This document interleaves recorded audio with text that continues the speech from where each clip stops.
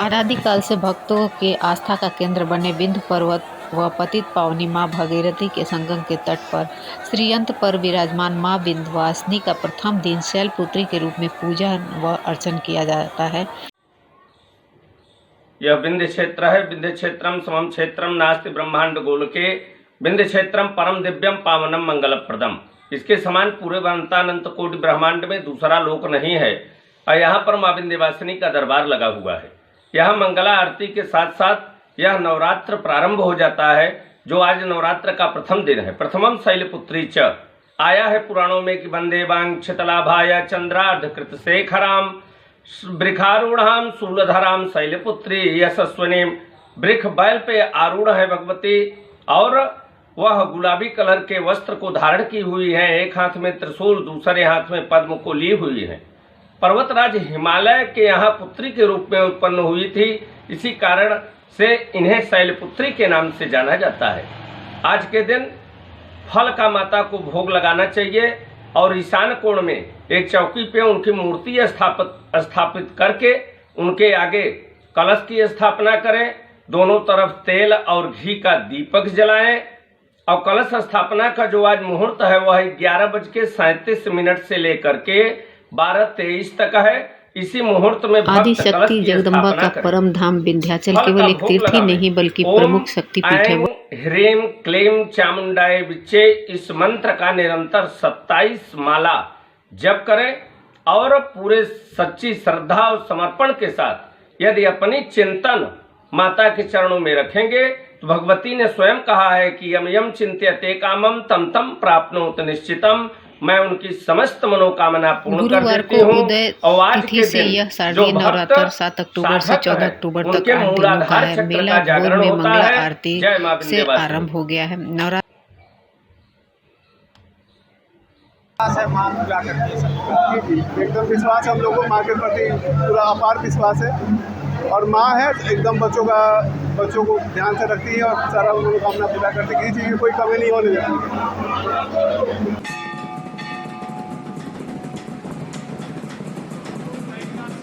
नवरात्र में माँ के विशेष महत्व होते हैं, इसलिए कि नौ दिन माँ का ही दिन होता है, इसलिए लोग आते हैं नवरात्रि में आते हैं दर्शन करने के लिए, अपने से श्रद्धा से और कुछ न कुछ मनोकामना मांगने के लिए। जी जया कुमारी। कहाँ से आप आए हुए? बिहार से आए हुए हैं। क्या माँ की आस्था कब से आ रहे हैं? क्या आस्था? माँ के पास आस्था लेकर के बहुत हमारे साथ बहुत संकट आते रहता था, ठीक है, आने से बहुत दूर हुआ है। नवरात्र में आदि शक्ति के 9 रूपों की आराधना की जाती है। पहले दिन हिमालय की पुत्री पार्वती अर्थात शैलपुत्री के रूप में आदि शक्ति का सविधि पूजन किया गया। प्रत्येक प्राणी को सद्मार्ग पर प्रेरित करने वाली माँ का यह स्वरूप सभी के लिए वंदनीय है। विंध्य पर्वत पर पाप नाशिनी माँ गंगा के संगम तट पर विराजमान माँ विंध्यवासिनी शैलपुत्री के रूप में दर्शन देकर सभी भक्तों का कष्ट दूर करती हैं।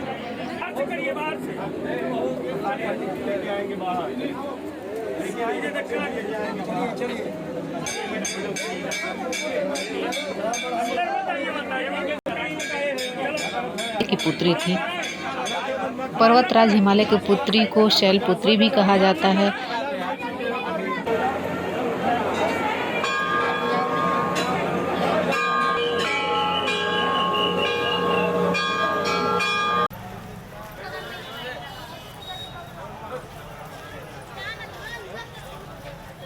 उनकी एक हाथ में त्रिशूल और दूसरे हाथ में कमल का फूल है। भारत के मानक समय के लिए बिंदु के रूप में स्थापित विंध्य क्षेत्र में माँ को विंध्यवासिनी अर्थात विंध्यवासिनी के नाम से जाना जाता है।